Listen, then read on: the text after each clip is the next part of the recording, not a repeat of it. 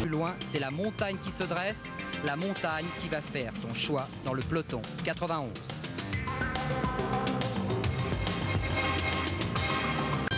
À l'avant, on sprint au sommet pour le Grand Prix de la montagne, un démarrage de Declercq qui surprend dans l'ordre Claverola, Richard, Chozaz et Tenis.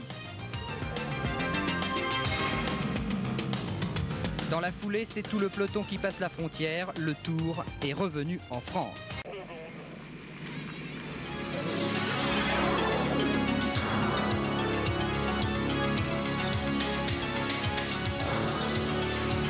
Ils sont 3 à avoir faussé compagnie au peloton dès les premières pentes. Il y a 2 Français, Yvon Madiot et Patrice Esnault, accompagnés du Suisse Guido Winterberg. Beaucoup d'efforts pour une avance qui est limitée à 40 secondes. Plus symbolique et sérieux, le premier coup de force de Fignon dans son nouvel habit d'équipier. Assurer la tranquillité de Luc Leblanc.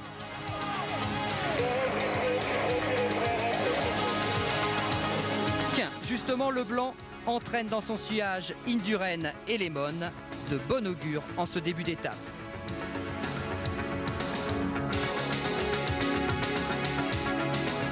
Autre star baroudeur, Gianni Bugno.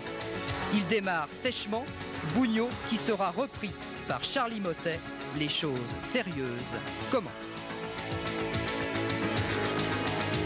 Logiquement, on retrouve en tête un groupe avec Bugno, Winterberg, Mottet, Esnault, Yvon Madiot, Leblanc, Chiappucci revenu de l'arrière.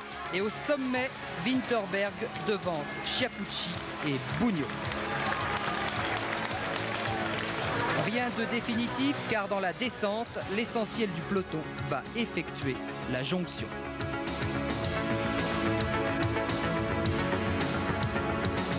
Un peloton d'une trentaine d'unités auquel l'Espagnol Chozas et Ronan Pinsec vont fausser compagnie. Chozas, c'est le spécialiste des randonnées solitaires en montagne. Quant à Ronan Pinsec, il est complètement retrouvé. Au pied du Tourmalet, l'avance des 2 hommes est de 2,50 sur le peloton maillot jaune.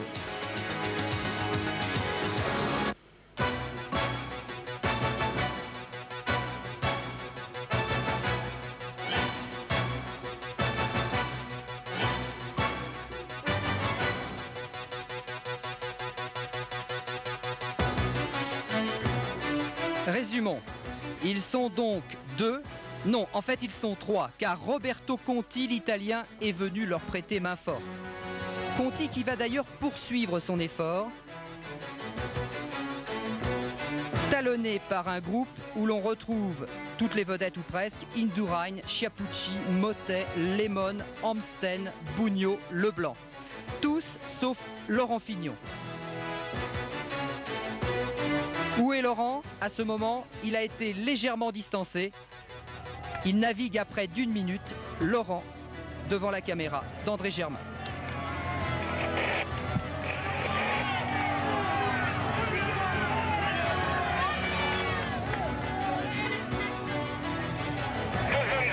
Autre victime, beaucoup plus loin, Pedro Delgado et Jean-François Bernard. Les Banesto viennent de choisir leur leader, ce sera donc Miguel Indurain. Quant au leader de la course, c'est Claudio Cappucci, Indurain, Lemon, Bugno. Et Conti, lui, commence à lâcher prise. Au sommet, une foule impressionnante pour saluer l'effort de Claudio Cappucci, les mains en haut du guidon, le regard fixé vers la ligne.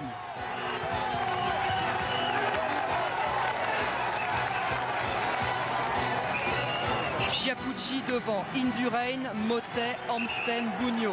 Lemon passe à 17 secondes en compagnie de Roberto Conti.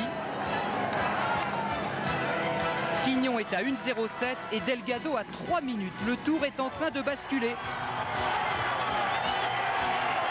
L'arrivée de Laurent Fignon au sommet. En fait, le Tour est simplement en train de rebondir.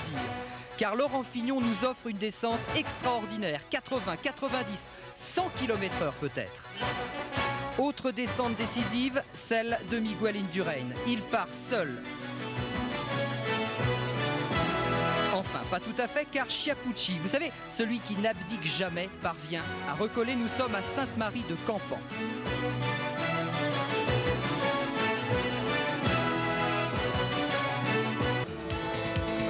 Cédé sur les pentes d'Aspin, le col vedette, pourtant classé deuxième catégorie, mais c'est en fait la quatrième difficulté de la journée et la fatigue qui s'accumule.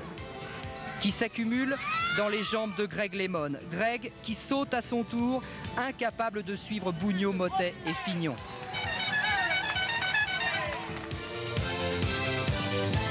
Au sommet, le tandem Chiappucci-Indurain bascule avec 2,15 d'avance sur le groupe Bugno-Mottet-Fignon.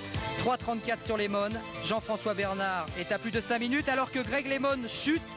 Décidément pas de chance, c'est une maladresse du directeur sportif du groupe Gatorade. Regardez au ralenti la chute de Greg, ça aurait pu être plus grave. LeMond à terre, c'est le Tour qui chavire. La santé, c'est Gianni Bugno qui s'en refait une vers Val-Louron. La dernière difficulté, l'Italien attaque, il lâche Mottet et Fignon. Tiens, Mottet-Fignon, face à face, c'est tout le cyclisme français qui retrouve des couleurs. Incroyable Charlie, toujours là après 2 victoires consécutives. Incroyable Laurent, ressuscité et conquérant. Laurent qui chasse et qui lâche Mottet pour passer la ligne en 4e position avec un retard de 2,50. Mais regardez dans quel état.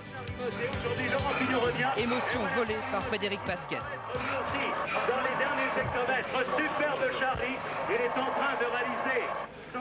Pour la victoire d'étape, Chiappucci règle Indurain, mais c'est le Basque qui pratiquement dans son jardin vient cueillir le maillot jaune. Le tiercé de l'étape, Chiappucci, Indurain, Bugno, Mottet 5e à 6,01, Amstel 6e, Jean-François Bernard est 10e à 7,38. Au classement général maintenant, eh bien c'est Miguel Indurain qui est en jaune avec 3 minutes d'avance sur Mottet.